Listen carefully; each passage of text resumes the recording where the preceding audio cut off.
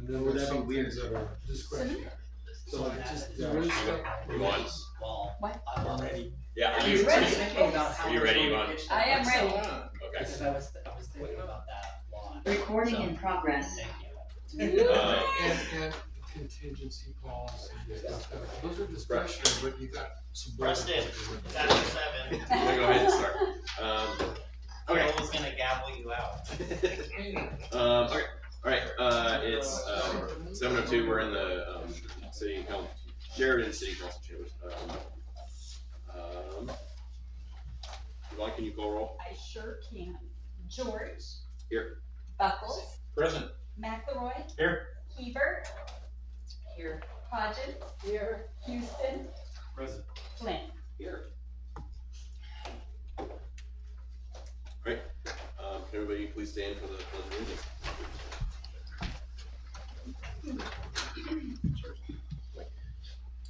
I pledge allegiance to the flag of the United States of America and to the republic for which it stands, one nation, under God, indivisible, with liberty and justice for all.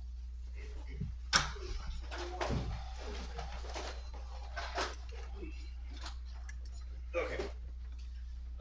So we have a revised agenda that got handed out. Are there any additions or deletions? I was gonna add a second comment period before J, but other than that, I didn't have anything.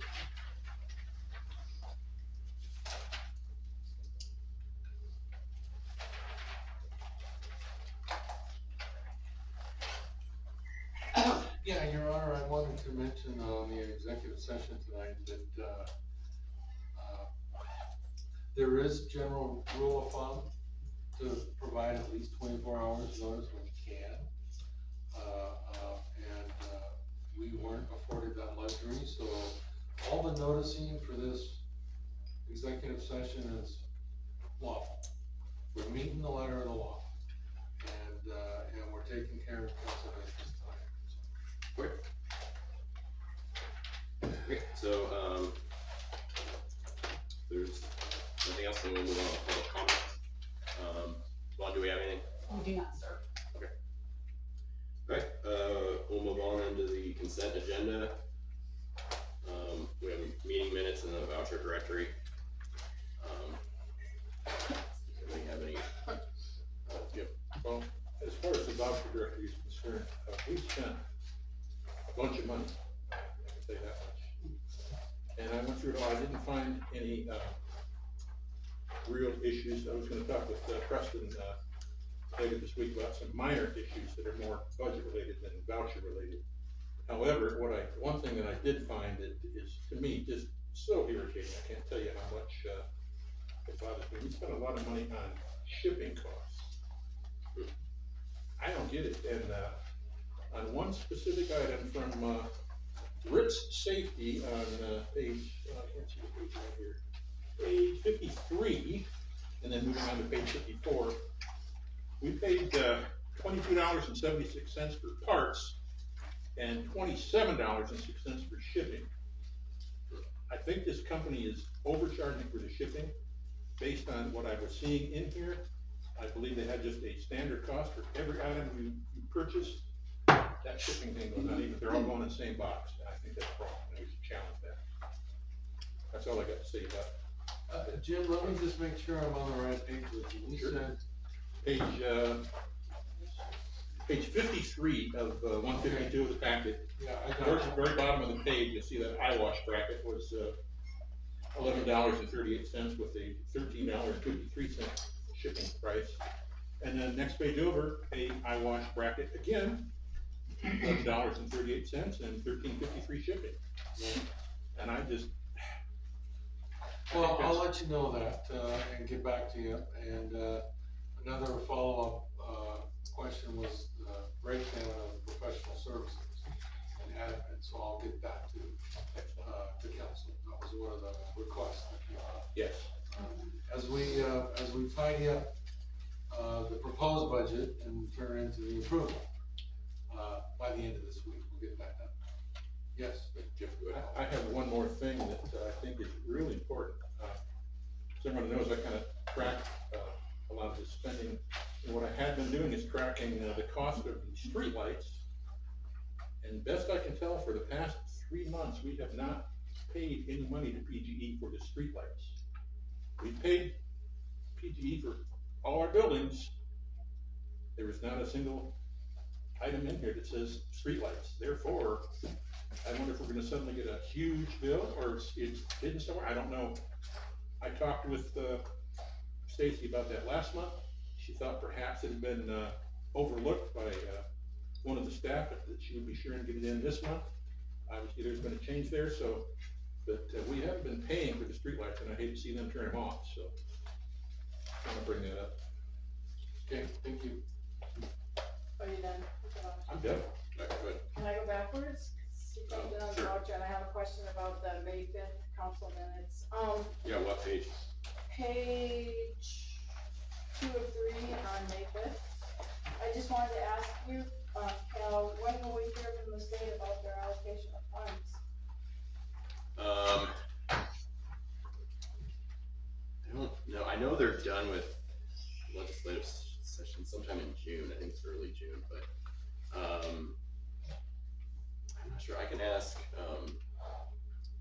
Laura, but I imagine it'll be within the next month or so. I'm not super confident that we'll get anything. I'm hopeful, but I'm not very confident, just because there's been, I thought there was 2 billion in requests, but one of the representatives I met with said that there was 5 billion in requests. But they only have 500 million to hand out. And when I went and gave testimony, they said, because there's over 250 people registered to testify, and they said, of that 500 million, a lot had already been allocated, so, yeah, but we'll see what happens. Alright, well, But- thank you for trying. Yeah, I can find out, Preston, do you recall usually how long the regular session is? I don't,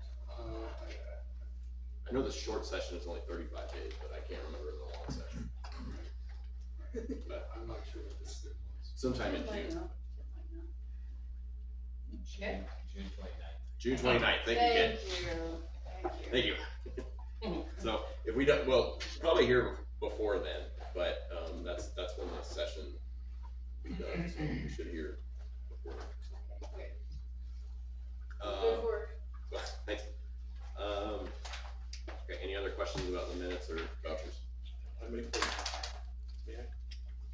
Are you gonna approve both of them? Yeah. Okay, Jim? I make a motion, we approve the consent agenda as presented. Second. Okay, first and second, any discussion? Alright, seeing none, all in favor? Alright, that looks unanimous. Okay, great. Okay, next we have action items, resolution 2025-C. That's on page 61.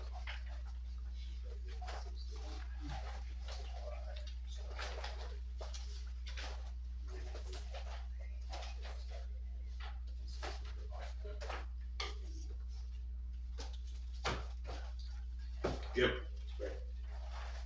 Back when we discussed this, we started 2 meetings ago, and we had this ready to go at the last meeting, and decided to put it off till this one.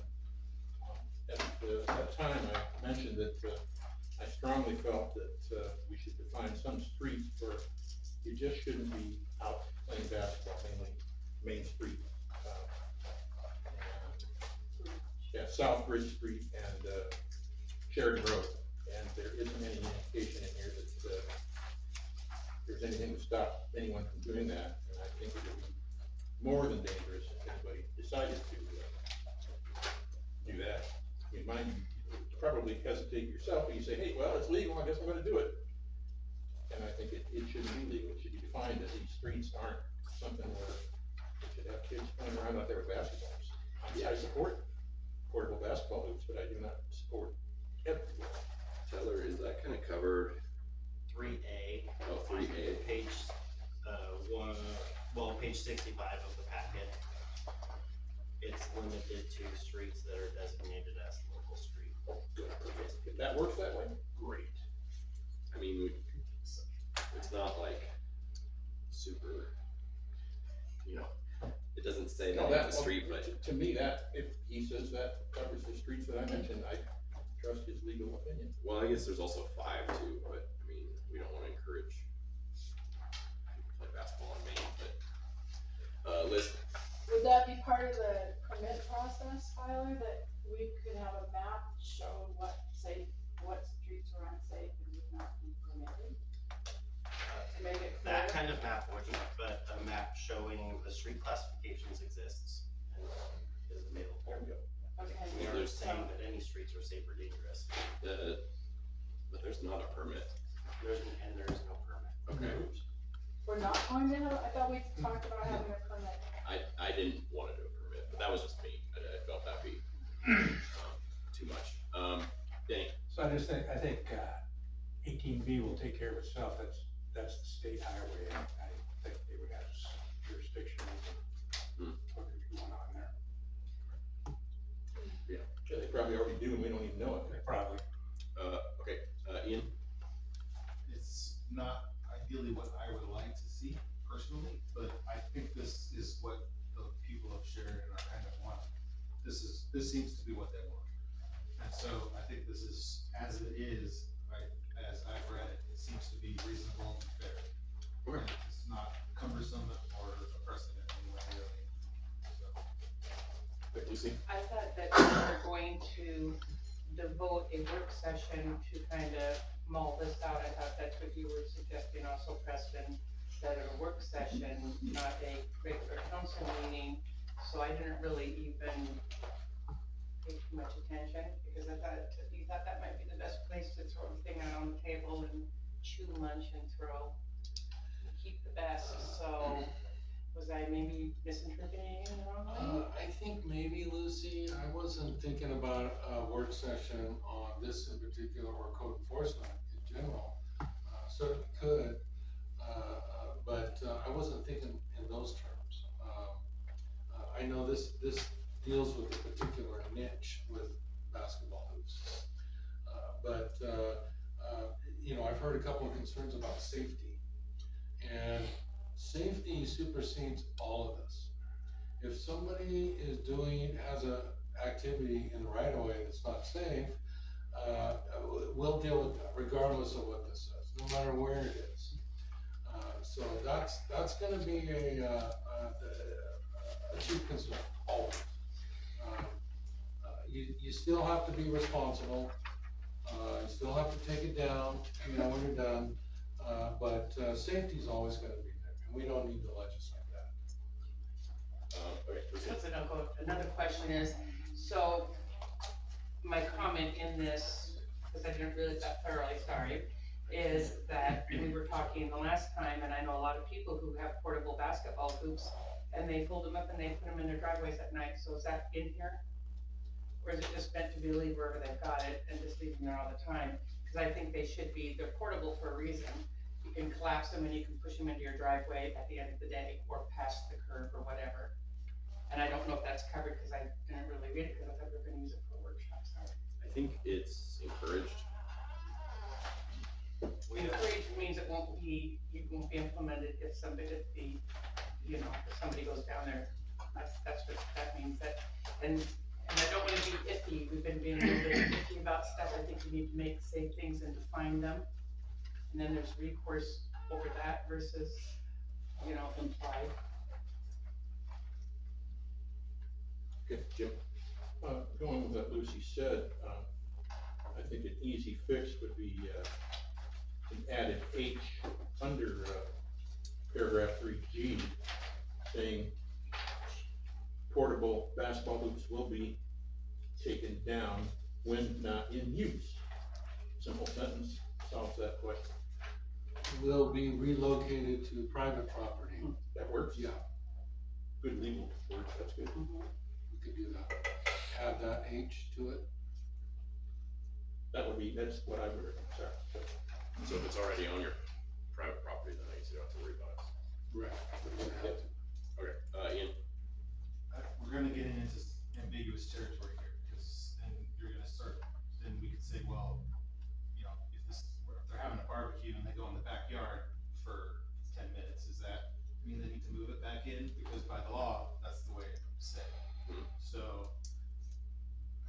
do we really need to add that? I mean, if it's left out, then it's already being left out in a spot where it's not allowed. Peter? I suppose it would be, what is our goal with having people take it inside or, move it on a daily basis if they're not using it? Cause some of that concern is already addressed in G. Part of the problem, people leaving them out all the time is they just look bad. And, apparent state of disrepair and disuse sort of covers most of that scenario. Yeah, I'm assuming that the thought is to get it out of the public right away, but Yeah. that would be, I think, the thought, but, Jim? I think, that can be solved just by our enforcement efforts. If we could advise the, code enforcement officer that, hey, party going on, they were playing basketball, they stopped. Not a problem, it's an enforcement thing versus something that should be written in my opinion. I think 6 covers it, I'm sorry. I think Lucy, you might have. Well, because the right of way is what I'm focusing on there, and, you know, the code enforcement's already gotten enough cred for trying to do her job, so I'm just trying to help define it for her, so that, hey, look, this is what it says, read it, this is, you can use it, needs to be put back out of on your property if you ever, hold up an umbrella at the beach. Fold it up when you're done and, you know, move it back onto your property. Was that the alarm or something else? Yeah, I heard. Okay, I'm not sure who, Ian, were you next? All good. It doesn't, Are you sure? 6, I think, covers what you're discussing, number 6, on page 1, on page 66. I mean, I think as it is, I mean, I guess we could amend it if we really have issues, but I think this is a good starting, and if there's issues, then we'll see what happens, but I think this is pretty good. So I'm Lucy? reading that kind of saying, you know, if something happens, it's not, the city's just kind of protecting their butt on that thing. It's not really addressing that issue, I don't see. On 5 or 6? 6. But I don't mind the H part under E, portable hoops to be, I got on there, legal property, but I think you said something that's a little bit more. Private property.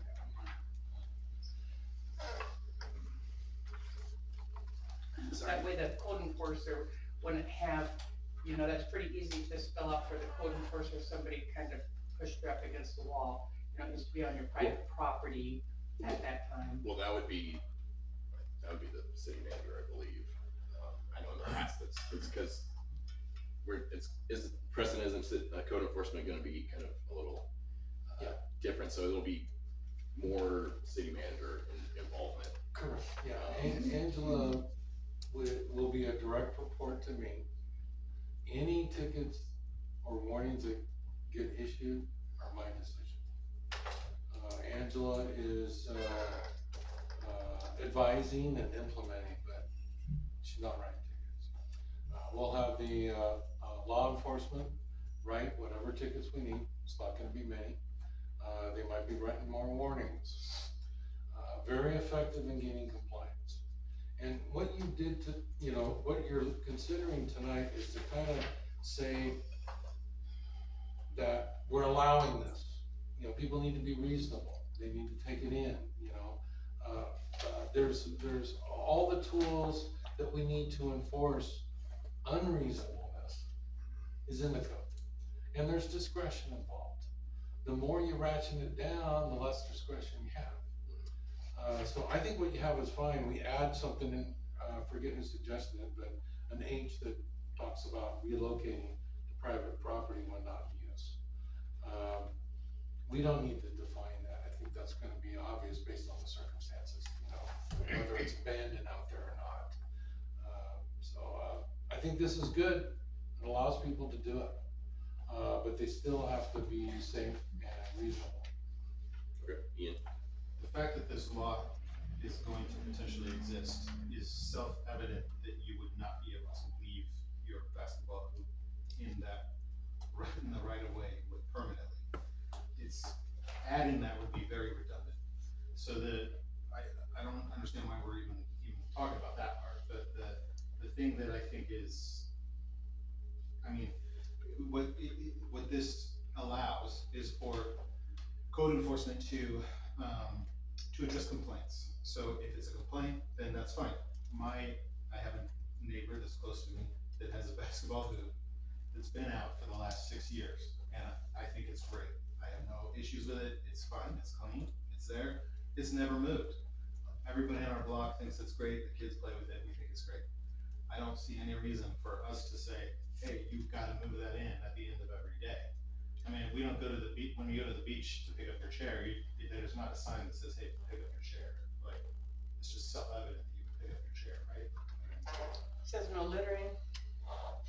Right, but this is not littering, as stated, this isn't junk, it's valuable personal property, right? So, Yeah, I'm fine without it, but if there's a majority that wants it added, then I think that's fine. Yeah, if Your Honor, I could, just briefly respond to, Ian's comment. He's, he's right that, there could be certain conditions where somebody keeps it up indefinitely. That you wouldn't in another piece of town where there's a need for parking spaces. And again, safety, those are all things to kind of take into account. When people talk about equity, well, they got to keep their basketball hoop out for 3 months, and I can't do it over here. Well, there's reasons for that. And I think with thoughtful code enforcement, we'll be able to distinguish, where it's proper and where it's not. Peter? It's going to echo almost exactly what Ian said, because it's the same on my block where kids are on there all summer. But I also want us to be able to enforce when it's obvious we need to be able to enforce it. And given that you're taking a more hands-on approach, I'm willing to see the extra H, even though, I would hope it's very seldomly enforced.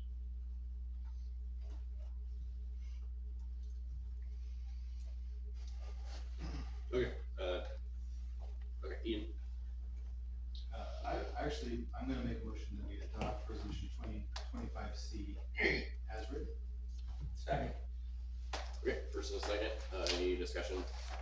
I think that H should be included. Okay. That way there's not gonna be any, well, I thought, cause there's been a lot of scuttlebutt about undefined, it's assumed, and we all know what that means. So I think we need to start having a little bit more clarity, and if it sounds a little redundant, until we can show the community that this is what we mean, and it can't be taken another way, then I think this is a good way to start it out. Jim?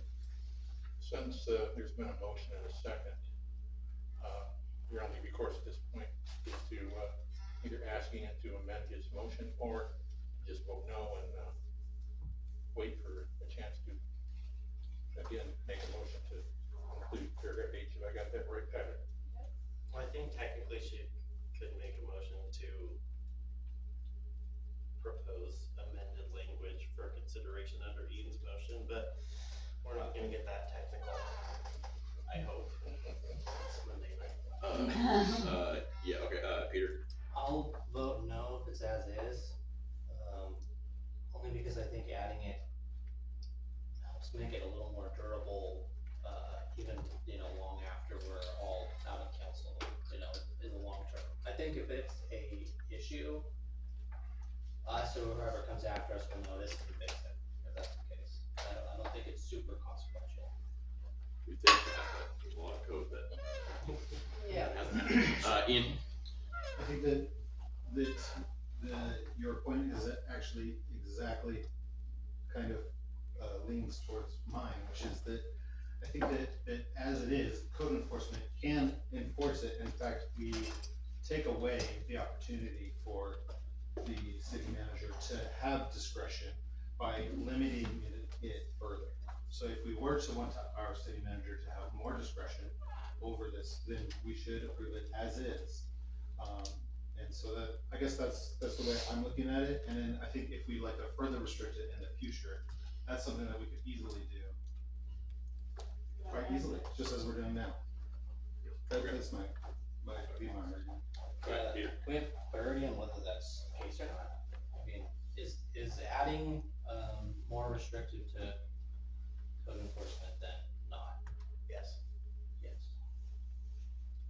cause I think with the proposed language of H, if we were being hard, if we were being the stickler for the rules, anytime there's not a basketball being thrown at that basketball hoop, it's out of use and it can't be there. Which would be, I mean, any basketball hoop that's out overnight would. Do we have, That's Ian's point. do we have less discretion in that case? I think if H was added, then it's like, okay, and no one's, playing on it, then you gotta pull it in, even if you took like a 5 minute. That's not how I understood, so I would change my mind in that case. Okay. Jim? Is our code gonna remain, complaint driven? Yes. I would say, for some things, yes. So For if, other things, no, we'll be proactive. so I'm gonna use this as an example. If up in your neighborhood, 2 neighbors down, they don't like that hoop. If they complain and we don't have it, then the president would have to say, well, our code doesn't actually include that, and the rest of the kids in the neighborhood like it, so leave it alone. I mean, it's not hurting anybody. That's what would probably occur unless we put H in there. So at this point, I can't believe we're spending this much time on. Well, I can call for a vote then. Okay, all right, all in favor? Okay, opposed? Okay, that passes, so no H. As presented. Okay, so next, 2025 D, that's page 67.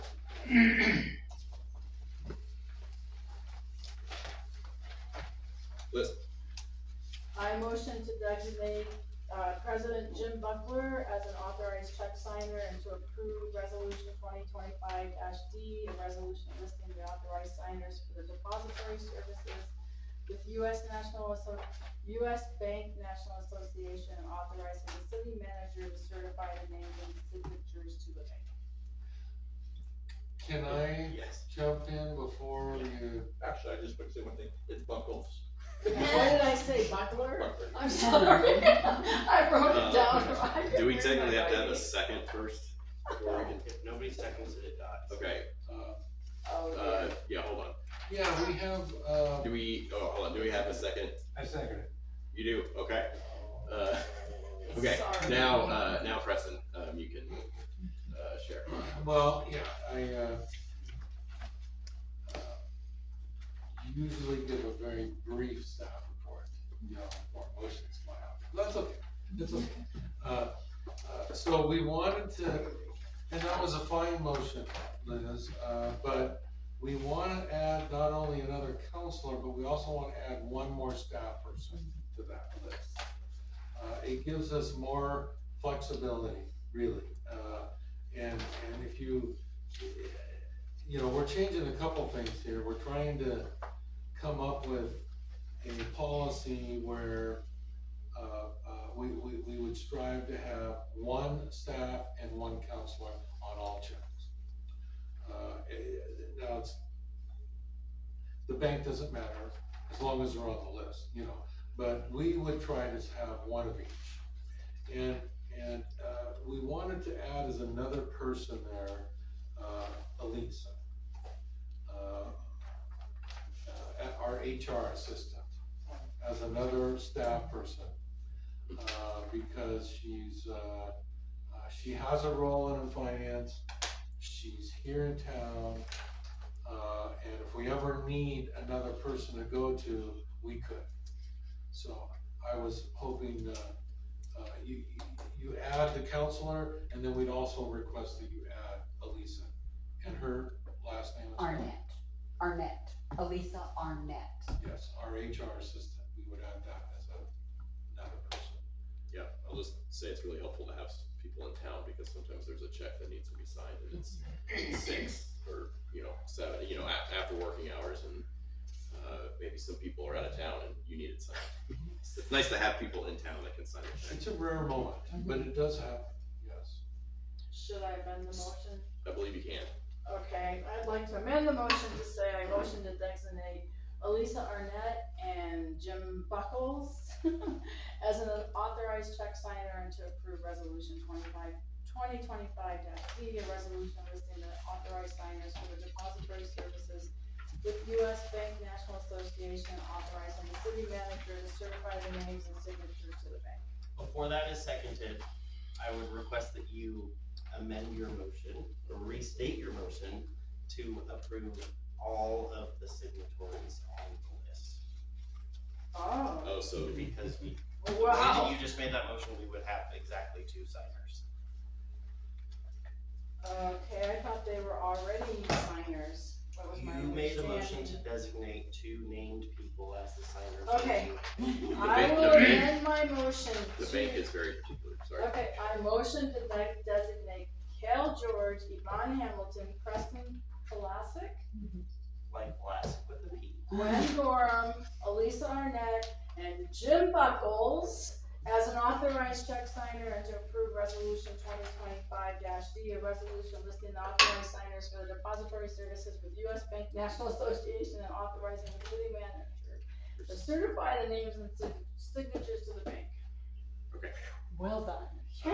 Thanks. Got them all. Somebody want a second or double amendment? Okay. Okay, so, that's been seconded, I think, okay, so, discussion on that then. You're not seeing any, okay, all in favor? Unanimous, okay. Great. Okay, so, next we have the Yamhill County Sheriff's Office Agreement for Police Services, that's on page 71. Brief staff report, Your Honor. Yeah, we have our sergeant here tonight to explain a couple of things in the contract, but let me kind of set the stage here. What you have before you tonight is a 2-year agreement, which makes sense. That there's a lot of catch-up in the first year. You'll notice that it's about $100,000, going up the first year. About half of that is explained in terms of a new bargaining agreement, rising costs and that sort of thing. The other half of that is really catching up.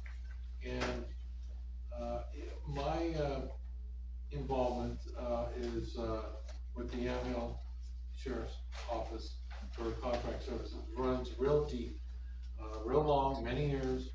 I've helped them expand services to other cities. And they've never quite charged enough to recoup some of their overhead, you call it. And I get the impression they're doing a lot of that now, so they're catching up. And our sergeant can address that a little more, but I do want to mention, what a great service it is from the sheriff's office. And all the myriad, you can read right there in the background, all the services we get from a large department. The forensics, the detective work, the specialties that come with all of the sheriff's office, that come to bear. And I just, that is, it's big value to this community. And I mentioned at the budget committee meeting that all of the amount that you need for the next year is in the budget. But typically, and this goes back to processing with the county and Whitlow and everything, getting these requests to cities no later than April 1st. So then that they can go through their councils and get that all done, so we report to the budget committee that this is a done deal. Not that it's open-ended and we don't know what it is. That helps all cities. got off track there a little bit, but that concludes my staff report, Your Honor. Right, Jim? I'm just kinda going along with what Preston just said. We already approved the amount for the coming year in our current budget. And yes, it's a larger amount, but as he said, they're catching up, which is fine, because I don't like the idea of that, them having to piecemeal stuff together just because we're not paying as much. And then the jump next year for a 2-year contract is hardly much at all, so if you average it out over a 3-year period, it makes perfect sense to me. Okay, Ian? I have a question for the sergeant. Yes, I If you don't mind. over here. Yes, sir. Somewhere in here, it says that, the deputies in Willamine and the deputies here share time for calls, and there's not like we don't, one city or another doesn't get a refund if one time is more than another. How has that typically gone in the past? Do we share our resources that we are paying for with Willamina about equally, or is the load maybe leaning one way or another currently, in your estimation? Well, currently, right, we have 2 deputies in Willamina. Sure. We have 2.5 here, our lieutenant's working day shift here. And then we have 4 rural teams, so if there's not a deputy in the city, a rural deputy will take the calls. And as far as calls for service, Sheridan is much higher than Willamine. But we have designated folks in each city. And I'm the supervisor for both cities. Okay. So, Makes sense then anyways. yeah. Right, got it. And if you have any other questions about this contract, I think Mr. Buckles and Preston brought up a very good point. I think the 2-year contract, prior to getting to Yamhill County, I had worked in a contract city in another agency, and they did 5-year contracts. And I'm not saying you folks should do a 5-year contract, but a 2-year contract or versus 1 year. Mr. Buckles brought up, the difference of price. I understand it came up quite a bit this year, as Preston mentioned, to get even. To get the services even, there's our pay for our association folks has gone up a little bit, 2.5% for that. And so a lot of the money, I would say, the increases for insurance and pay and basically personnel is kind of the big ticket item for the cost. That was all of my questions. I approve of this as it is. I think the sheriff's department does a fantastic job. Any other comments? Okay, somebody like to make a motion?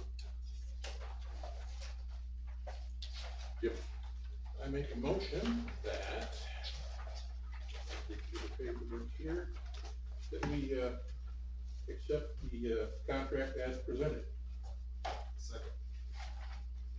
Okay, first and a second, any discussion on this? Right, seeing none, all right, all in favor? Right, that's unanimous, okay. Thank you. Great. Nobody can say no to police. All the city attorneys talk about it at our conferences. Okay, next up, we have Integrity IT Group Services Agreement for professional IT services. That's page 79.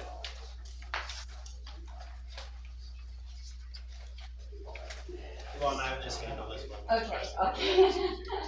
So, before Preston arrived, when Kai and I were, sharing this responsibilities, one of the first things that came to light was, the dissatisfaction with our current, IT, both from the staff side and, the city council side. And, so Kai and I, we, knew that what was coming from, to us from the current IT company, they had scheduled a meeting with Heidi that never happened, but, we sat through, what they had to offer, what they could do to, improve things with us, and they anticipated costs that were coming up, which were, absolutely shocking to Kai and I. We were floored by that, which kind of, we came out of that and we decided, no, we're gonna take a look around. We knew we had some local ties to a particular company that is out of Yamhill. So we got their contact information, reached out to them, and they came out and talked to Kai and I both in person here, taking a look at what we have, as well as on a Zoom meeting. They provided us with a proposal, but on top of that, they also included other things that we didn't even think about. For example, our ricotta equipment, we have big issues from staff level because it is, our support is so far away, everything is remote. We sometimes are willy-nilly that stuff because we don't have somebody here on staff that can handle that. Our telephone system, they have a phone system that we've been kind of doing a dance with anyway, that is the same phone system that they also support that equipment. So we got their proposal from them, and the difference between the two companies is MCS, that's our current company, you cherry pick from a menu. There's 3 different packages. Integrity, basically, it's all or nothing. They firmly believe that it is wrong to put together a package without important things possibly included, that you can't later on answer to your constituents and say, well, we picked this package, it was cheaper, but it didn't include that security. So they talked to us. Matt Hughley is somewhat connected to them, but they have been great to deal with and are ready to serve the city of Sheridan. All right, Ian? I motion to approve the Integrity IT Group Services Agreement for professional IT services and authorize the mayor to sign the agreement. Second. All right, first and a second, any discussion, Jim? Probably you're gonna miss it, or I could read it. Total cost of this contract, $3,000 a month plus $4,000 one-time fee, is that right? I think it's $3,800 a month. Okay. And the initial setup is $4,000, and all of those amounts we did include in the proposed budget that you reviewed the other night. The new phone company, by the way, that we're kind of looking at, it's about $500 a month. And so the combination of the two would be about $4,300. NCS's midline support is $4,300. So the math made a little more sense for us to go with one that was, here's everything and let's do this. Yeah, we'll get all the services and not have to pick, and it's not one of these deals where we run into a problem. It's like, oh, well, you need to pay this much money to get help with that. Correct, and because they have such a presence already in this end of the valley, they actually are in person, which I know a lot of you on council would appreciate. So. Jim, you might have been first. Go ahead. Either way, well, I see that, I'm trying to do the math here real quick, I'm not good at public math, but we got about $160,000 scheduled for IT services. Now, is that also going to include the phone, you were talking to the phone company and phone? The phone piece, part of it is under phones, and then our utilities, I think, and then the part of it, the equipment, I think, is under the IT part, is where, how Preston and I. Okay, so it's, again, kind of like what I did with Kai a few weeks back. The money's been budgeted for this. Yes, yes. And then one final thing, it's embarrassing for me a little bit, but Matt's done some work for me, and he does good work, so a little embarrassing for me to say nice things about him, but since he is local, then he definitely shows up when he's supposed to and fixes things the way they should be fixed. So. All right, Ian? I just think that we should count on Yvonne, is what I'm doing, to tell us if this is gonna work or not, and this is what she's bringing to us. That's what she wants, and to be honest, she's running the city. So like, we should probably just like do this and see if that helps. And if it doesn't, then she'll probably tell us. And I will hunt Matt down. Now, as far as Matt goes, I mean, he's hard to find a guy around, so I honestly didn't know if he was involved with this, except for the fact that he was sitting here tonight, so. Okay, And Your Honor, if I could, I didn't catch this in the suggested motion, but in the motion, you wanna authorize the city manager to sign the contract. Oh, yeah. That's who's responsible for ensuring, that the contract, is followed through on and the obligations are met. There's a lot of things the mayor signs, you know, the intergovernmental agreements, all your legislation. But when it comes to contract and all, that's where you're not going on the hook for ensuring compliance, that's your staff. so who made the motion? I forget. Ian or Jim? Jim, Yeah, okay, Ian made the motion. Okay, so Ian, go ahead. I motion to, I would like to amend my motion to, authorize the city manager instead of the mayor, to sign the agreement, or the original motion. Second. Okay. So amendments. Okay. Any discussion on the amended? Okay. All right, all in favor? Okay, that looks unanimous. So. Okay. Well, those are all of our things. Okay, so first up, is the sheriff's report, and, Sergeant Silver is still here.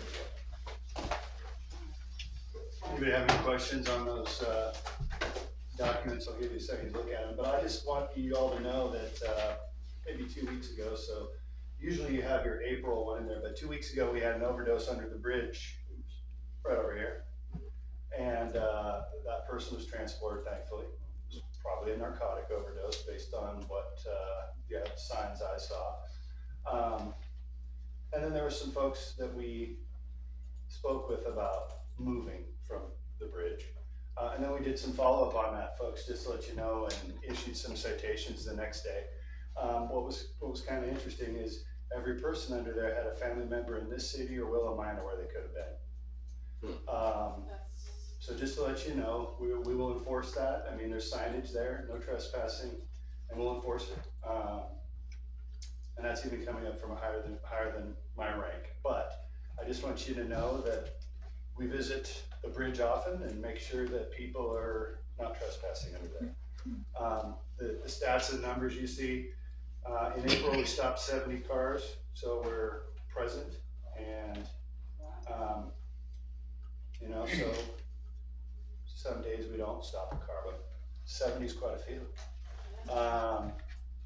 Civil papers, we obviously are serving civil papers. We're following up on cases. Do you get the whole stat sheet there? It looks like you do. I just want to point your attention to a call. I'm gonna try and get it to you. Get a date.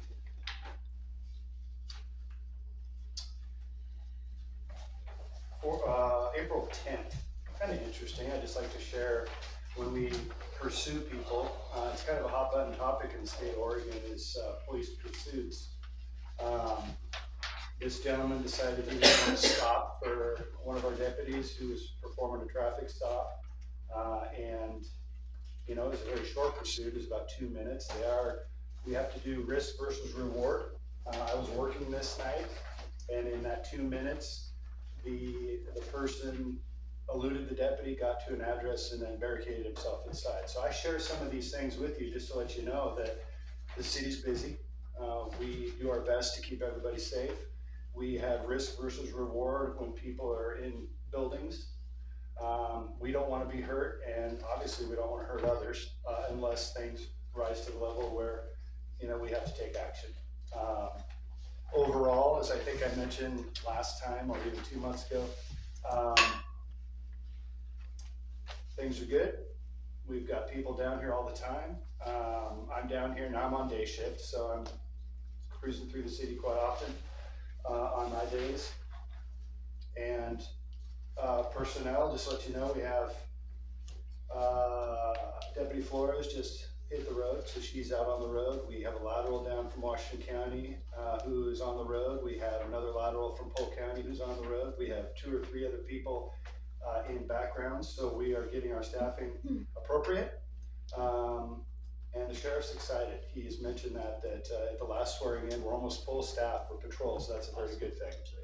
It doesn't seem like a lot, but 30 people out here is full staff, and we're about 26, so we're getting there. And that's the sheriff's focus and goal. We're fully staffed in the jail, and we appreciate your vote on the contract because it's valuable for us, and we're here to help you and serve you. Thank you. It's good to know you're almost up there, full staff, and it sounds like there's been a lot of new hires, so that's great. Yes. You know, what's important to note is if we don't have someone right in this city, we have a rural deputy who's taking calls. Yes. So that's critical. And, you know, as we move forward, we look at staffing levels and we're looking at potentially different options on how to have more people out here with maybe more shifts and other things. So the bottom line is if there's not a city deputy, a rural person, will take a call. Jim?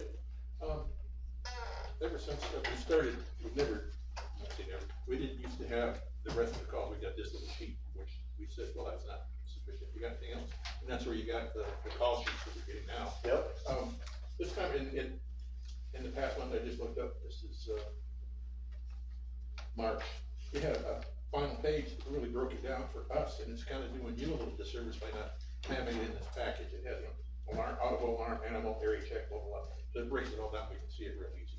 It doesn't show it as much on here. It doesn't show this, if you just look at this, you're doing much. But if you look at this, you're doing a lot.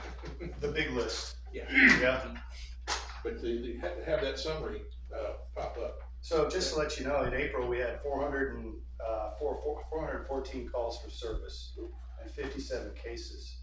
So if we average about 400 to 500 calls, you know, and obviously summer gets a little busier because we have youths out of school. Yeah.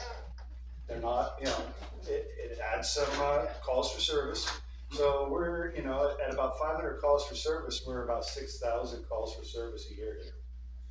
And, you know, if we average 50 cases, about 600 cases a year for the city. I don't think that's this huge exorbitant amount. I think that's a pretty good number, to be honest. It just depends on what the cases are. Yes, sir. Have you noticed since the high school went to a 4-day week on Fridays, is youth crime maybe bumped up a little bit because they're more stiff and don't have anything to do about crime? Best way to put it. I could say 2 youths, I don't know, but. I don't think, I haven't seen a huge uptick. You know, maybe in summer, there's a little bit of that uptick just because everybody's out of school, but even that, you know, Friday off, I haven't seen a huge uptick in numbers. Liz? This probably is a stupid question, but what do you mean by a lateral? So I was a lateral from a different office to Yamhill County. So a lateral deputy, just to let the staff and you guys know, from test date to hire date is about 90 days, which is pretty good. If you're a recruit, from test day to on your own is about 12 months. So lateral folks at Yamhill County Sheriff's Office are valuable because we can get a lateral person through a hiring process and on the road in about 5 months. And lateral, they've already Lots done of this experience. training and Yeah. been an officer. The last 2 laterals had 32 years and 30 years of experience. And they've retired and then they're working back at the sheriff's office. And then I had another question, when you deal with the men or women under the bridge, are you giving them information about provoking hope so they know Yes. that they have? Absolutely. We're steering them to services too. You know, in one scenario, they had a couple dogs and they couldn't stay with family, but you know, everybody, every one of them had a family member here or in Willow Minor. That's, Lucy, did you have something? Yeah, have you, been checking on that Hyder building, because I've heard there's been vandals up there again? Oh, which one? The Hyder building, center block there. The one that's boarded. So they saw young girls up there, it wasn't necessarily boys, it was young girls throwing rocks at the windows. And also somebody had said that, it's okay if I share that? Yeah, what?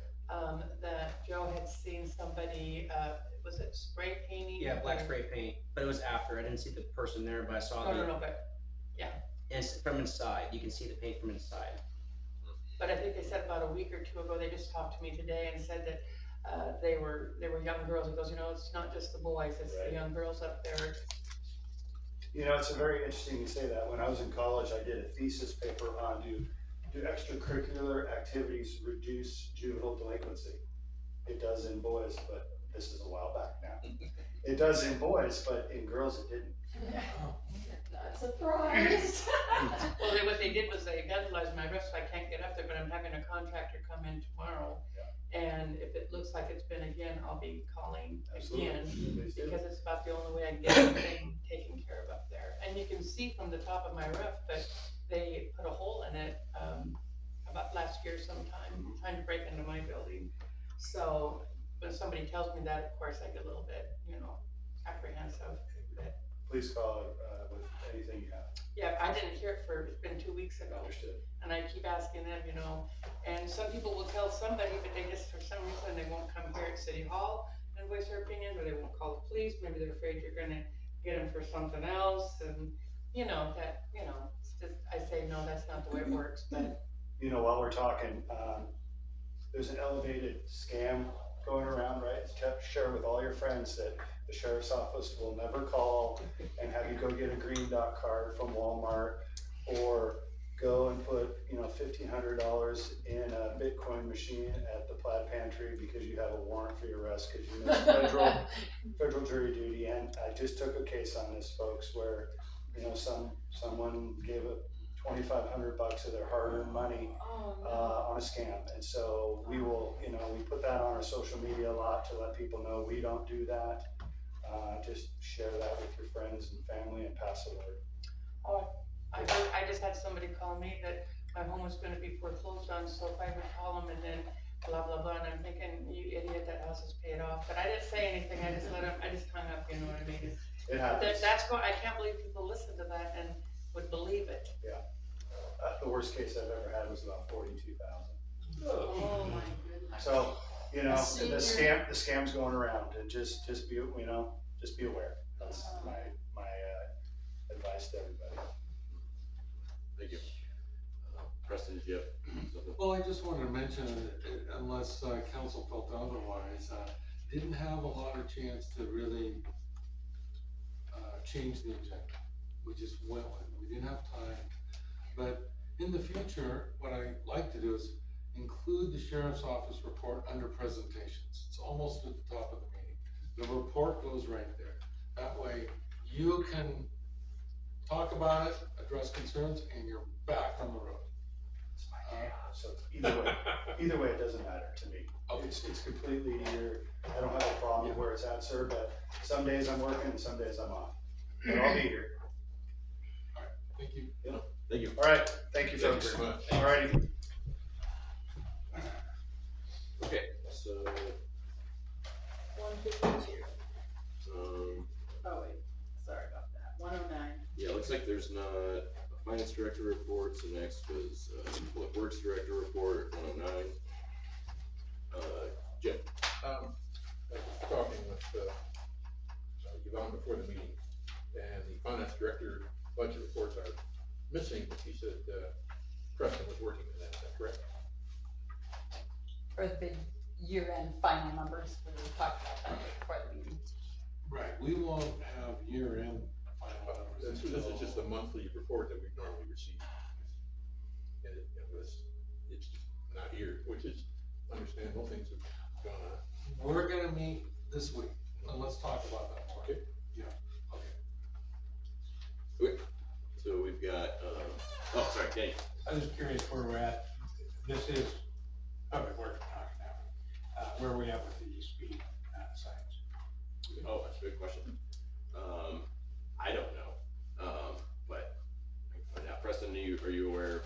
speed signs from the ARPA funds.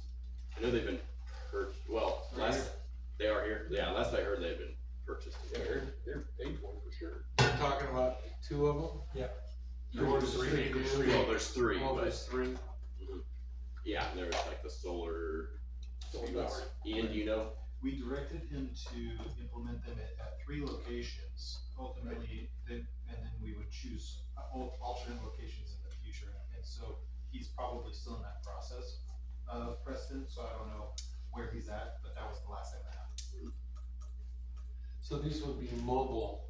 He's gonna move Sets. at concrete locations with like a hole, and then the pole can go in there, and it's like, it'll solar powered, as the mayor was saying.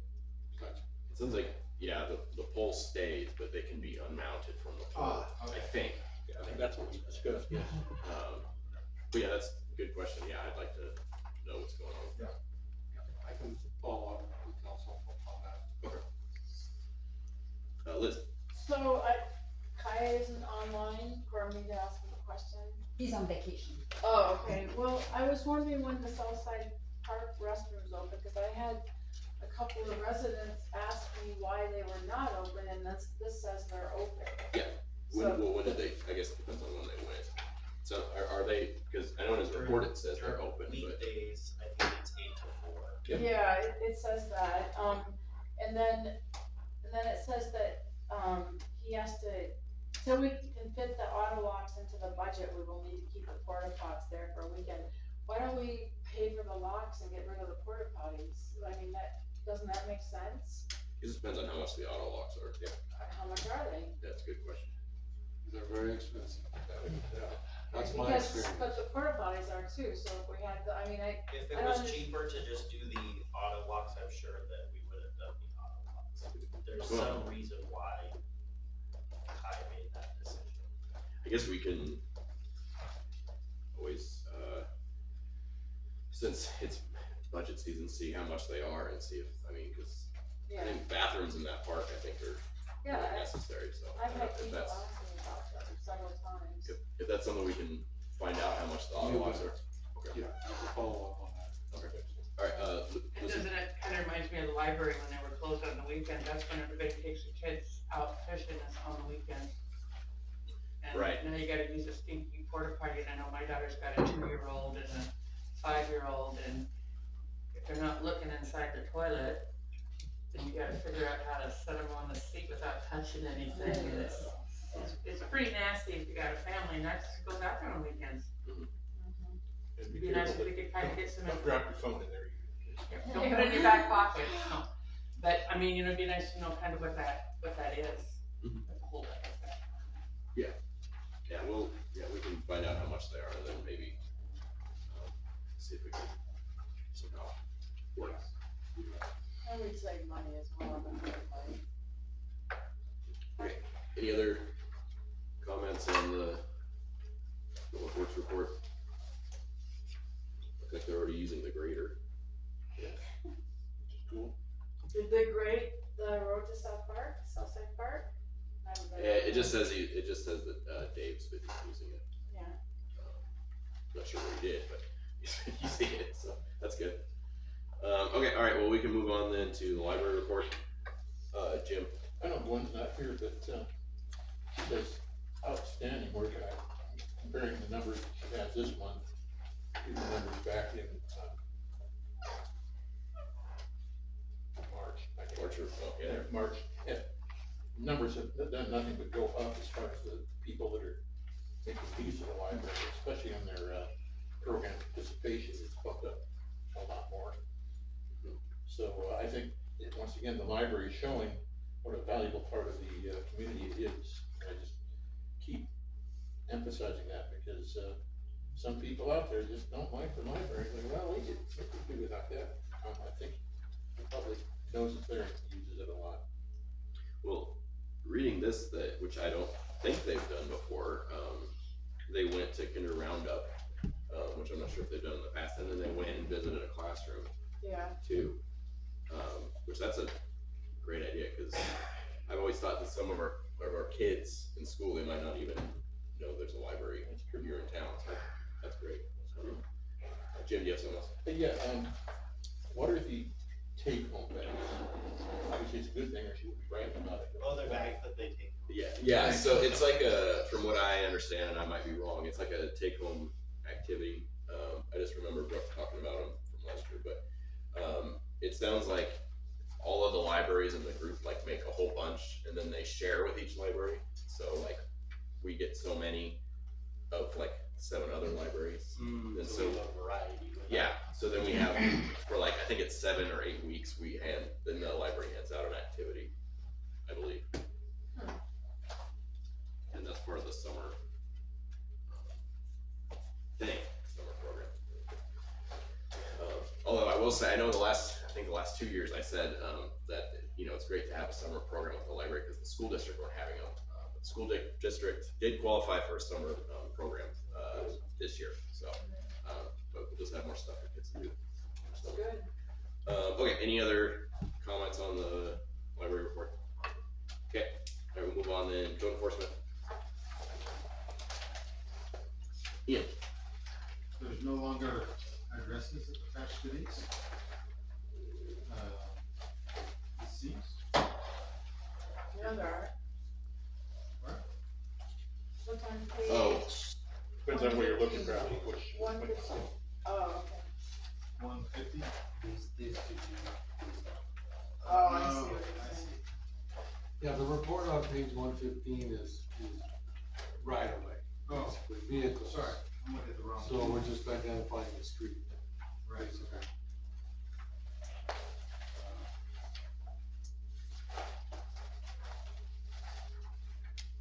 Oh, sorry, Danny? I understand that part, but the actual code enforcement, like, weeds and noxious growth on page 117, there's a case number, not an address or a street. That's a change. That's a big change. And those come in handy for me, because I spend a lot of time going around town and looking at this stuff, really, for my own knowledge. And then, if I go to report something, I don't know if it's where to report it. I don't understand why they would take it off. Yes, and Your Honor, that's a real conscious effort, not to provide more personal information that is necessary. That information, can be available for council to do the drive around, to look. But it's not, as a city, we shouldn't be putting that out there every month. It's a little bit too much personal information to list the addresses. That was my opinion. Okay, Danny, you can go ahead. So,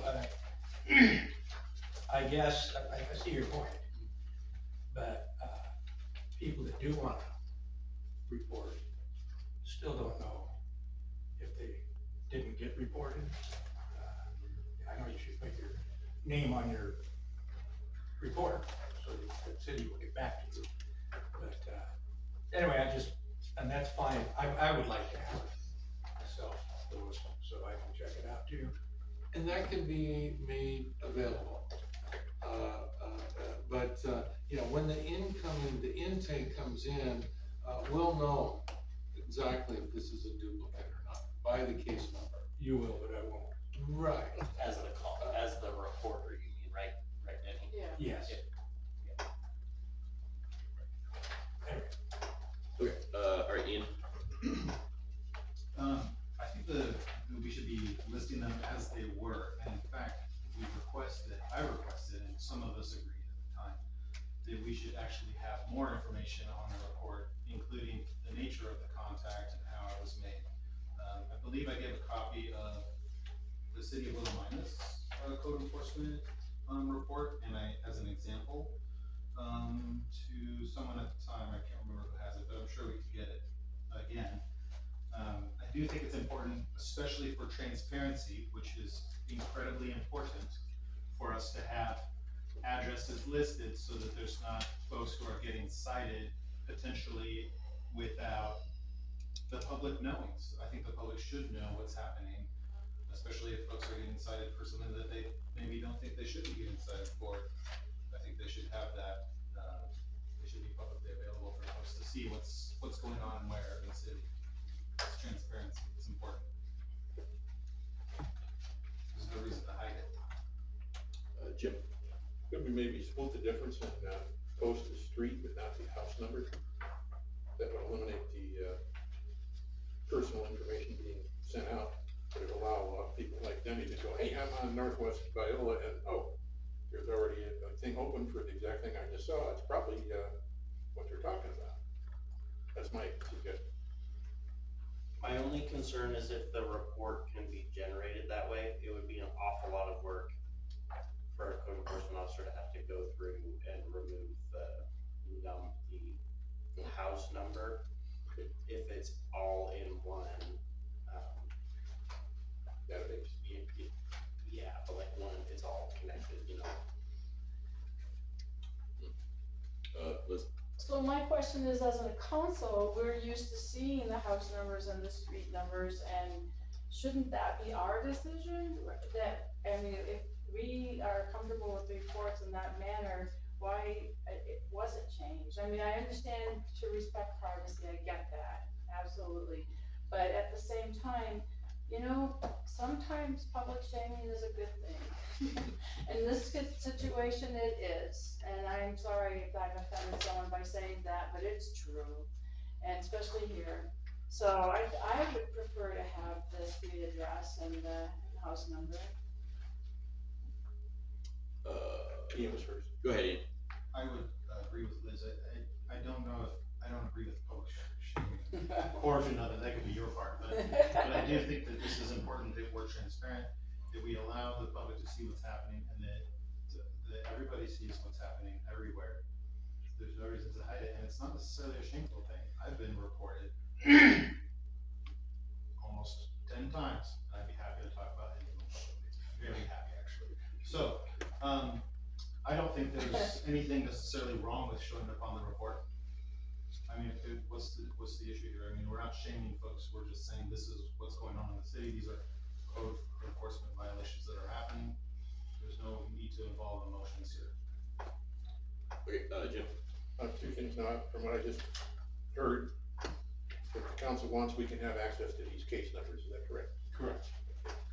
A long while back, for the public comment period, it used to be you came in with under your name, your address, and the city. They decided that was a little too personal, so they just changed it to your name and do you live in the city or not. That eliminated the address to, and it was designed again as personal information to not allow somebody to, you know, maybe attack or disagree with strongly about whatever was being said. This kind of goes the same way. We've been cutting back on things with the voucher reports. Have cut back on a lot of things because we've had some problems there that we're giving too much information out.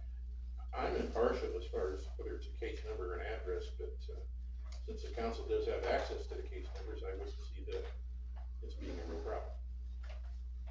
Yeah, I think the thought is just to have that available, you know, to everyone. Yeah, either way. And they can look at the packet, but, I guess that's up to. Like I say,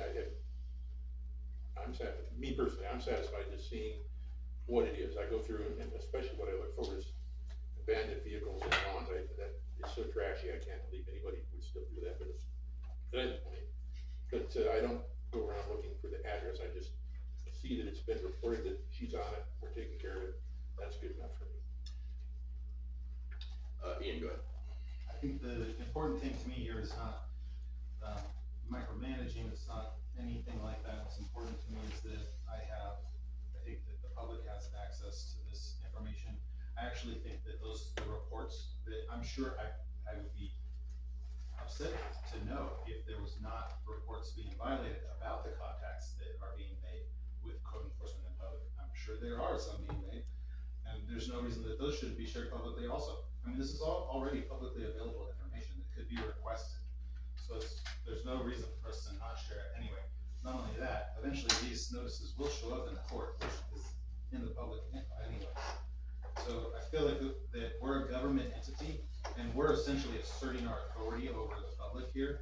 And I think it's important for us to remain incredibly transparent in these types of situations, because there's no detriment to us in any way. We're just doing what we've said we would do, which is to write codes and enforce the codes. And people who live in the city because they wanna live here.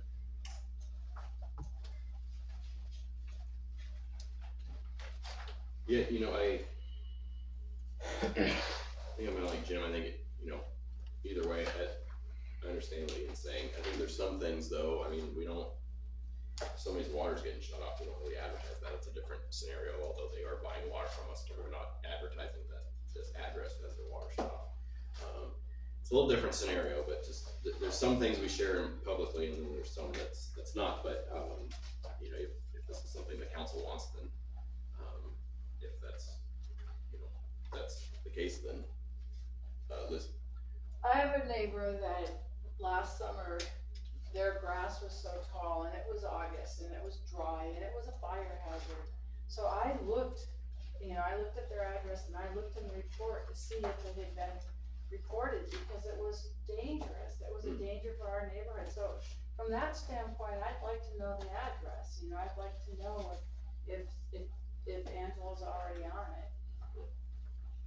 And then I believe for planning, I believe there's addresses listed there if somebody's applying for a building permit or ADU or something like that. It just depends, but again, it's a little different because it's kind of a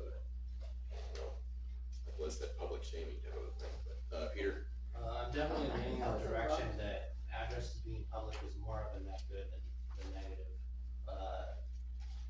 Public addresses have been part of public records for, a few hundred years now. It's working out okay. I don't see a serious downside to having the addresses in there. I think the privacy argument would have had to be argued a long time ago for it to make a difference now. Okay, any other thoughts on that? Okay, any other comments on the report? She's doing a good job. Well, there's one, that seems to be the question, addresses or case numbers. If we decide as a council which we want to see, I'm impartial, so no matter what we want to go for, I'm gonna abstain because I don't care, but we should make a decision if more people want to see the addresses than see reports. That's the council's business. Yeah, I think there's a consensus to have addresses. I haven't heard from Lucy, but I believe there's. That's what it doesn't matter. Okay, so yeah, it sounded like there's a consensus to have addresses, if that's. Yeah, just let me just kind of mention a little bit more on that. And yes, if the council wants to have it the prior way, we certainly can. My concern isn't publishing those that are in violation so much. It's those that we are trying to bring into compliance.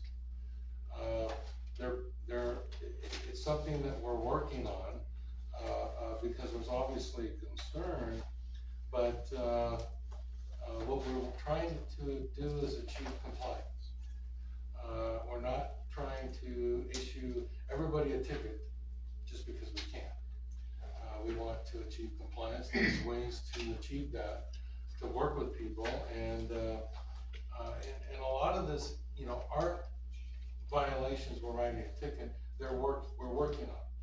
It might be days or weeks before we achieve compliance. And so those were the folks that I was thinking more of as to not disclosing those. I don't consider that a transparency issue. But certainly if the council wants to do that, all activities, all listed, we can do that. Right, Ian? I would say especially those people are the ones that need to be protected.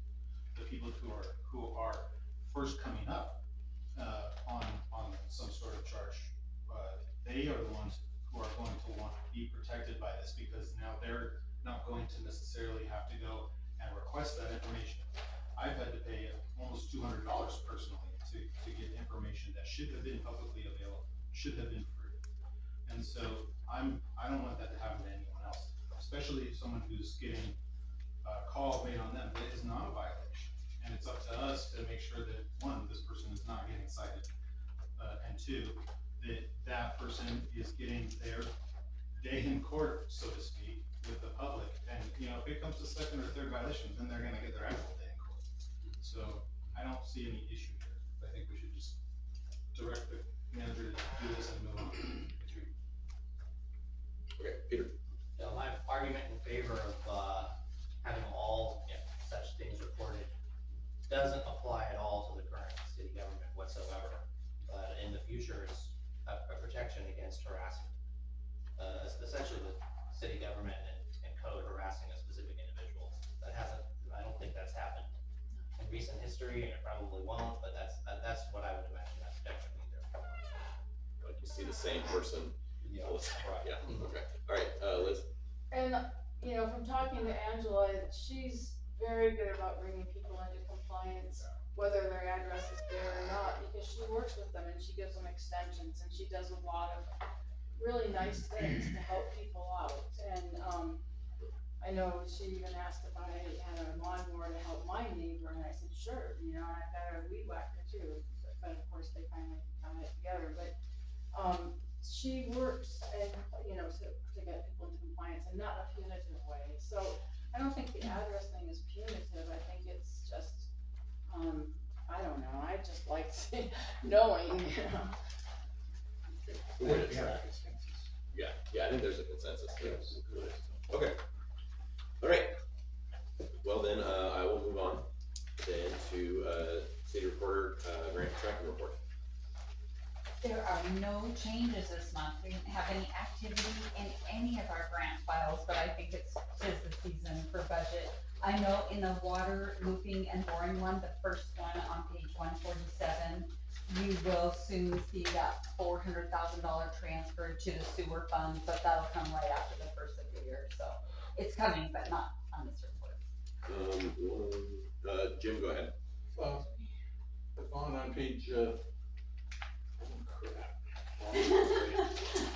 there it is, on page 150, I see we're still awaiting $673,491.46 on the grant for the South Side Park. Are we any closer to seeing that? That part, from what I understood from Stacy is that, they did hit the submit for the reimbursement. So, as far as I know, all the T's were crossed and the I's dotted, so hopefully we hear from the Oregon Parks and, whatever their acronym is, before long. Okay, great, thank you. Okay. Good. I have a general question. Because I'm a pessimist, if we don't get reimbursed by the beginning of the fiscal year, and we eventually do get reimbursed, but if we don't get it before the fiscal year is over, is that gonna screw up the works and make it even worse? Is that kind of thing cause an issue when you're gonna get $673,000 in a new fiscal year that's, the debt was created the previous year? Well, I don't think so. It's, the main thing is receiving that reimbursement. And, whether it's this fiscal year or not, it'll be available next fiscal year. So, we'd just like to receive it sooner than later. Yeah. But it wouldn't mess us up if we didn't, unless we didn't get it at all. So the timing's okay. We did show it as a carry forward, I do believe, on the budget. Correct. Yeah. Okay, alright, moving on then to, city planner report. Any comments or questions? Lucy? Says the city initiated property line adjustment granting a small amount of property from a city-owned parcel to a nearby private. What property is that? What's that all about? Which one? Which one are you talking about there, Lucy? ELA 25-001 on page 151 of 152. PLA, Maybe you know okay. that. I don't know the address for of the cities, but that's the ditch properties that we purchased Oh, from the down county. on Monroe Street. I think that was on the end of bridge. Yeah, cause where that new development is going in, we got that strip that was, Right. I think, county and. Wasn't somebody No, wanting that's not that, right. that, wasn't there a ditch No, it's in on town. Monroe Street about, I know something about it, but not my job, so I'm asking you.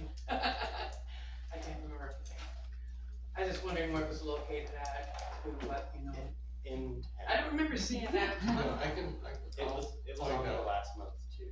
Yeah, I know, but I can't remember what yet, I just can't remember. The whereabouts of it, yeah. Yeah, I don't remember, well, neither do you guys, tell me Yeah, where. I don't think anybody asked about it. So, but yeah. I'm just irritated the fact that the city was giving this, and I was just kind of wondering what it was.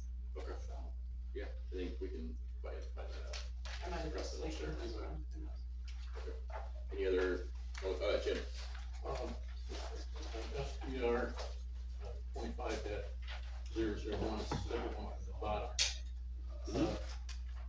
Says that they had an approved application, but it's expired. Mhm. And also the public comment period is closing shortly. And then it says a decision is expected to be reached. Well, if they requested an application but it expired, what sort of decision would we expect anybody to? Their previous approval expired. Oh, So okay. they approved, originally in 2023 and had an 18-month approval period. They did not exercise their approval or request an extension of that approval prior to the expiration, so they had to reapply. So it's the, public comments on the application. Okay, but so is this still an active development, or is it, Yes. okay, so they haven't, it hasn't like completely expired and it's It not did. happening? It did completely expire and they reapplied. Oh, okay. Also, I Okay. think, since Liam's not here, I'll take it, but he could have told us that. It expired, but they reapplied, so that's what the decisions, that we're waiting for it to be is, are we gonna accept the new application? Correct, okay. We can have a little more descriptive with these planning case files. Maybe just if it sounds like it's, you know, not gonna be approved, or, you know, cause when I read it, I was like, oh, is it not gonna happen now? That's up to you. But yeah, I mean, I know Liam. To me, can that share, is, so. that middle sentence is not ambiguous. The previous application was approved, but that application has expired. Yeah, but it doesn't say anything that there's another application. And to me, that means, okay, it's expired, it doesn't work anymore. Right, a previous application. Right. But now they got a And new we one. wouldn't be telling you about a previous application. Oh, okay, I guess I was just, so, yeah, okay, cause the way I'm reading it, I didn't immediately pick up on that there is a new application, and that, and an old one is done, but they've already done a new one. I didn't pick up on that, but I'm not a plumber, I'm so. with you. I So also. this is just a new application, Yeah, just, instead of yeah, this application okay, well, good that it's still happening. happening, yeah, Yeah. okay. It's a lot of activity, it's good, yes. Okay, any other comments on that one? Happy to see the $220,000 grant. ODOT, the work with ODOT is good. Yeah, for a TSP. That would be the plan where we would have a plan, or to put in Liam's plan, to put in the plan for the connection to Willamette, right? Buy the planner. Yeah, okay. That's what I figured, but, okay. Okay, alright, any other comments on that? Okay, alright, next we got city manager report. Oh, excuse me. Well, Your Honor, I don't have much to report, other than the flurry of activity that it's been since I arrived. Mm. And it really doesn't let up much until later this week. Mm. It's been a lot, and very happy to get the budget approved last week. I will, when I get a breather, I'm looking at, giving council updates on the off weeks when you don't have meetings, either once or twice a month, we'll see. So that's my intent. So thanks for bearing with me. I do want to encourage folks to come in and meet with me that haven't yet. Start next week, come in and say hi. That would be great. That's all I have. Okay. Right, next, we have our added second comment period that I added. Did you get anything, Yvonne? I did not. Okay, well, then we'll move on then to mayor and councilor comments. I'll add real quick, I'm not 100% about all the details, but we were awarded $100,000 from Business Oregon as award for housing infrastructure support for Sheridan Road improvements for housing development. Nice. That was something Kai and Laura were doing, so we got that award. So that's good. That's really good. And it's for what again, Cal? Let me read you their exact language. It's worded in a way I wouldn't word it, but it's for housing infrastructure support, and it's improvements for housing development on Sheridan Road. And that came from Business Oregon for $100,000. So how would you condense that kindergarten style?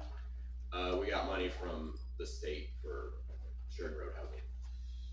Sheridan, any housing or a proposed housing? Well, that's the planning thing. I housing? believe it's residential. But Preston, can you consolidate it in a different way? Well, I'm not intimate with it, but typically, what we're talking about is that area is zoning. You've got frontage zoning, you got different zoning in the back.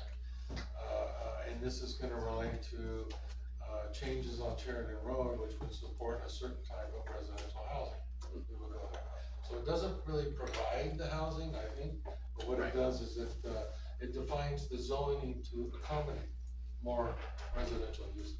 It's kind of like funding the plan to fix it to encourage housing. But the plan that Liam's doing for the city is gonna make all residential lots multi-residential if the capacity holds. Well, we don't have any choice in that. But I mean, that's, when I'm carrying this, I'm relating to what he's changing, but then I'm also remembering what somebody said at a regular meeting about, I think it was you were talking about incentives, but you can't really, waive SDC, but there's another way of doing it, it ends up getting done legally by law. Would this be something that could help that?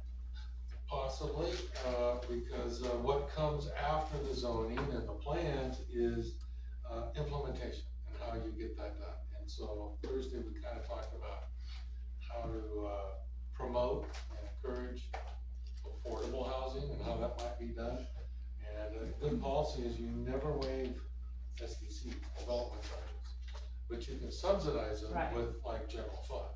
Well, I'm wondering if this would fall under that subsidized, because he said it was for infrastructure for housing development, and it seems like if you could find however word you wanna say, to subsidize the SBC, it might come into play to a certain degree. Well, what this is here is having the infrastructure to support future housing. So you're extending service, and this is where when Sheridan Road builds up, you have that extra capacity to serve the homes. The SDCs are for particular dwelling units as they come in and get building permits. So, extending services with a grant is a beautiful thing, and that's what Business Oregon tries to do. The SDCs would come later with direct building permits. That's how the state tends to help. Whether this is direct financial for infrastructure extension or just the planning side, I don't know which one. But that facilitates future development along Sheridan Road. Is Liam the one that knows that answer? I can Do email. you know that answer? answer? Yeah, Liam would probably know, and I can also ask Laura, since she was one of the people that applied. And I can get, Yeah, either one would help. okay, alright, Ian? I'd like to request to the chair that if my time could be used by Commissioner Johnson, if he'd like it to address us, if he'd like to. Okay, yeah. So, we are in the process right now with our transit, updating whether, well, we are gonna go start charging a fare. We're in the home stretch of it, and when I say home stretch in government terms, we're probably still 6 to 8 months away from actually enacting that. Right now, it came before the Board of Commissioners, and we did have a few extra questions before we put it out to public comment or out to do community outreach with what we believe the fare should be. Some of the bigger questions is just ridership and what we're basing our numbers on to make sure that it actually doesn't necessarily pay its way. It's been made very clear to us that we will always have to subsidize our transit, but just to what amount we have to do that. So we're being very cognizant of what the rates are going to be before we go out for the community outreach, so we don't end up changing numbers later. So right now, I would say the next couple weeks, we're gonna try to decide on exactly what rates we're gonna publish, and then we'll do community outreach on that. So, we have moved our second department as of 3 weeks ago now, so our tax and assessment now is in the Yamhill County Campus Building, which is the old Oregon Mutual Insurance Building. So if you got any tax issues there, in that building. That's all I got, unless you guys have any questions. Commissioner, can I tell you what a great move that was? Yes. Getting that building, just fantastic. I tell you what, I haven't ran into a single person yet that said it was a bad idea. We got a great value on it. We had fantastic partners that wanted us in that building, which was Oregon Mutual. I think it was beneficial for both of us, and it just was fantastic how it all worked out. Okay. Right, well. So what's it all, that's all just tax, or is it got multi-levels inside that old building? Multi-levels, three levels, and we actually, so just rough numbers, we paid 19.2 million for it, and then we subleased back for 1.2 million to Oregon Mutual, who's on the 3rd floor in the south half of the building. The rest of the building will be occupied by Yamhill County departments. The biggest department that's gonna be moving in there is gonna be HHS admin services. So not a lot of the public interfacing services, but a lot of the admin. I'd say the one HHS department that would have public interface, but to a lower level, will be veterans. They will be in the new Oregon Mutual building. So we're slowly getting there, but our next department to move was going to be the clerks. But because we have to be very cognizant of when elections are, we have to make sure that goes off perfectly. So we were gonna shoot for, right after this election, have the clerk moved by September, but because of construction and plans changing, it's actually gonna get delayed. So we're thinking more like December, January for the clerk to move now. So HHS will probably end up moving in before the clerk now. You'll start seeing signs change on the building. It'll say Yamhill County here within the next few months. All that's in motion. So it's moving. What are you gonna do with the old offices inside the courthouse? Inside the courthouse, they're gonna expand and make more courtrooms. DA's gonna expand, they need more offices. Yeah, courthouse is busting at the seams. They were actually the first ones that really needed the extra space. So assessor moved from the courthouse, and that's gonna allow them to do. Interesting, thank you. Right, Liz? Will the clerk's office be on the 1st floor? Yes. Good. Yep, clerk's office on the I first don't like floor. walking up those stairs. Yep. It is, it actually shows pretty well. So planning and assessor are on the 2nd floor. As soon as you go up the stairs, if you've ever been there, go in the main entrance, hang a right, go up the stairs. It's planning and assessor right across from each other. They're mirrored. It looks great. It shows well. We are well overdue. We have earned it. We have waited years and years and been very, very, thanks to our administrator and previous commissioners, have just been very frugal and have saved our money to be able to do this move. And we did a facilities assessment years ago, and it was big bucks to actually do what we did for $19 million. So we're very fortunate and very thankful to Oregon Mutual for working with us as partners. Way to go. Thanks. Alright, thank you, Ken. Thank you. Okay, Liz. I had a person that was newly, elected, I guess, by the council for the Parks and Rec Committee. But there hasn't been a meeting, and she's very concerned that she's a member of the Parks and Rec Committee now, but there hasn't been a meeting since, she said, September or October. Yeah, I think, it sounded like at the budget committee meeting that they're working on planning that. It sounded like they were waiting for Jim to be available, but it sounds like they're. We don't wanna wait for Jim, we wanna move ahead and have a meeting. Yeah, this person is concerned about it, So, I guess you can always share, that person with Preston, we'll just make sure, Yeah. I mean, everybody will get notified, but just make sure that they get notified too, Yeah. since they're new.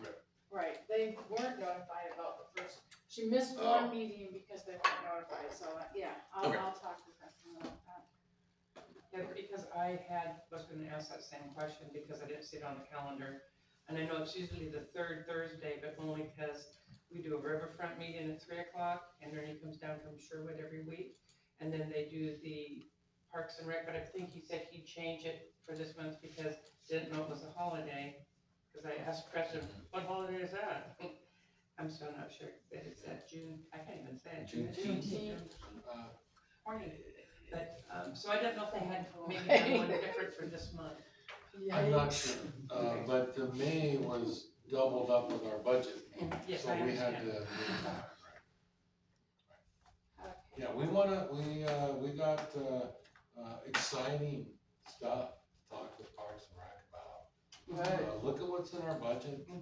Yeah. You know, there's a lot of coordination, there's a lot of working with Ernie, working with Jim, our master plan, and really, building our downtown. It's great. Yes, good. So are you going to try to get a Parks and Rec, it'd be nice if there was one in June. Absolutely, yeah, we wanna make it June, Okay. yes. Alright, do we have anything else? I do. Okay, I was not at the budget meeting, but I watched it, and one of my concerns is usually a city, when they plan their budget, plans it around their projects. And I have a concern about, I'm concerned that as a small community with several pending projects, and the cost of the AMCO, the police officers is going up, I mean, that's supposed to go up every year, although we're locked in for 2 years. That we're not, my concern is we're not being fiscally responsible, creating another management position here at City Hall. Because I think that we would better, our project orientation would be better served by having a, I wrote it down because I'm getting nervous saying all this, but, we would be better served by having an economic development and project manager rather than another management position, assistant city manager here. If we get a city manager, they should be able to run the show. This is a small town, and assistant city manager and a city manager, that's a big chunk of change. Whereas what we really need is someone to oversee some of these projects that we have stated as our goals. Our economic development project is a huge goal for us as a council, and I think that I don't think the council just even had a chance to discuss this, and this was already stated in the budget. And I really would like the council to consider that we could really use an economic development and project manager rather than an assistant city manager, because if we have a city manager, they should be able to do the job, they always have.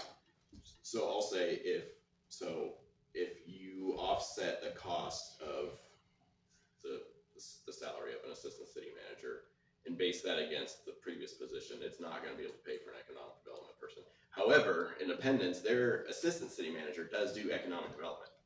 Well, then It's a we should- piece, and it's, I will say, I've done some economic development, it's not enough to keep somebody busy, and that's all they do here. Maybe Salem, you know, for a huge area, we don't have a whole lot of area, it does take a lot of time, but you can kind of do it with some of your other duties, like I don't think I could do it full time. Well, it's like our code enforcement does emergency management, maybe the assistant city manager should have that added on into their position, because we do have several different big projects, and they can oversee that. And that can be something we can, direct the city manager to, look into, cause we can't technically do that, but we can strongly Well- advise, but yeah, I know what you mean. But I think, no offense to either of you, but I think the new city manager should write that job description, because it would be based on what they would like to see, you know, as, for an assistant. You know, maybe they would want someone that does focus on economic development and project management. And I think they can tweak it once they're in. I think it's kind of like I've seen job descriptions change kind of sometimes yearly. I guess it depends on the Yeah, I don't person. think they wouldn't be able to just come in and change it, because every organization is different. Mhm. So even if they have a preference about how things are, they need to learn about our city. Well, that's my point, let them create the position if they want that position, rather than us, because we're a small city. That's a big, $111,000 is a big chunk of change. Yvonne And had to a job have here. two management positions to have two management positions in a small city, to me, seems like overkill, that's Yeah. all. Well, there's technically several management Well, I know, positions, but I will say that the job description, Yvonne was basically already doing that job, just being paid for it. So, Danny, Don't we have Sean doing, economic development for us? for the industrial lands. So yeah, I mean, that's, we've got some of that covered. yeah, the commercial side, not as much, but, right, but in some cities, Chamber does a lot of the commercials, sometimes it depends on the city. But yeah, Abishoff for the industrial Yeah, okay. economic development, but, Ian, I think, I like what Liz is saying, that we should ensure that this is happening, but I think what is, first of all, just for Yvonne's, I guess, benefit here, she gets paid what she gets paid because we approved those funds to her directly. Not only that, we also approved the COLA increases that were recommended at the time for the employees, and I still agree with them. Oh, all right. And so I'm just saying that, and also Yvonne has been with us for quite some time, and her benefit for being with us for so long is part of the reason why that number is there. If you wanna have this discussion though, I think we should absolutely have it, but I'm gonna say that I approve of it as it is, and I think, you know, the city manager, like you say, they could change it in the future. If our interim city manager has created this position for the temporary time, our new city manager can change it. Well, I mean, when we, when Kai was nominated as acting city manager, I'm the one that advocated for, Yvonne to be assistant, because I knew she'd be doing the work anyway, and she needed the compensation. That's not in question here. I'm just saying that I think the position the council really needs to consider is an economic development and project management position, rather than an assistant city manager. well, we can also, there's, cause I've thought about, you know, all that would do would just be changing someone's title though. We would still have to, I mean, Pay them, I know, I yeah, understand that. but there's some, other options I can look at as far as we can still keep the assistant city manager, that title, the pay, all that, and then still have an economic development person. There's a few different ways we can approach that, and I can, share with council or you or whoever wants to hear it, in the future, if you want. Peter? Yeah, this is almost like two separate conversations. Should we have a specific person for economic development, that. And then there's this separate thing where it's like, there isn't a choice between the two options of, no assistant city manager and an economic development person. It's like, really the question is, should we be paying Yvonne the amount she should actually be fairly paid? That's sort of an unrelated question to having an economic development person. There isn't like a scenario where we bump her pay down and then are able to pay for a new person. It's just not enough money in that. Yeah, I can, Thank you. and yeah, cause I'm a fan of economic development, so I would like that to happen, so, but yeah, I can, cause I know a few different things, so I can always come back and share next meeting. You mean there's a position that a person that could take on that role? Is that what you're trying to say? There's a way to get that work done, I'll say that, I don't know that, yeah. Not to be like cryptic about it, but, I can share next meeting, what I find out. And I Anyway, apologize for putting you on the spot, Yvonne, I think that is an important position. Okay, Lucy.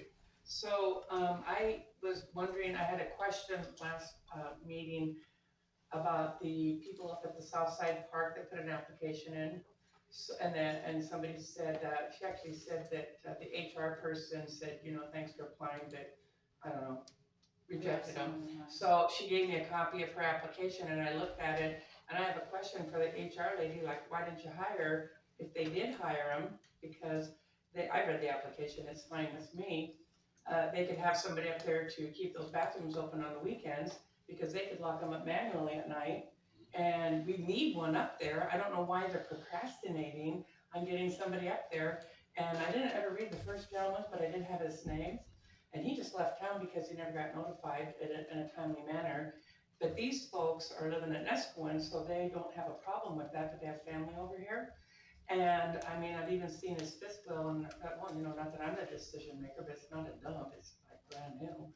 And I just want to know why the city's not acting on that, because their application is, I mean, what do you want it to say? For a camp host. Camp host.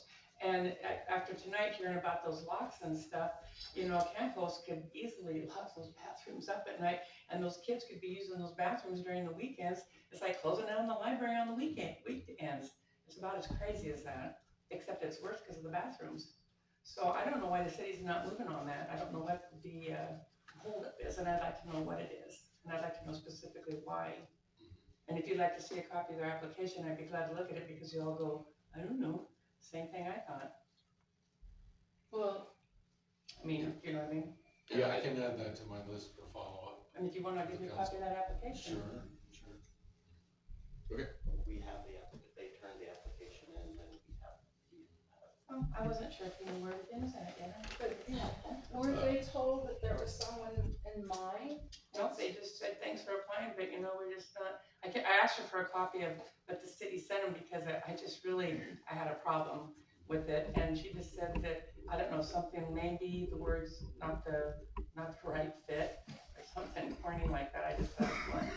And I would have liked to have seen it, but she did say it was, I believe it was the HR lady who signed it, Alyssa? I just solved a lot of problems out Yeah, there. I've never met her, so I don't even know what, I don't know. Okay. All right, well, if there's, nothing else, Jim? I make a motion, we adjourn. Nope. We have executive session, sorry. Adjourn to the executive session. Okay, if you wanna amend your motion to that, then you can. I will amend my motion, I move we adjourn to the executive session. No, you don't need a motion. Yeah, but. Okay, you can withdraw your motion then. I can do that. Okay, so we will move into executive session next. If we could take a 5-minute Yeah, break. let's take a break first. Yes. Great.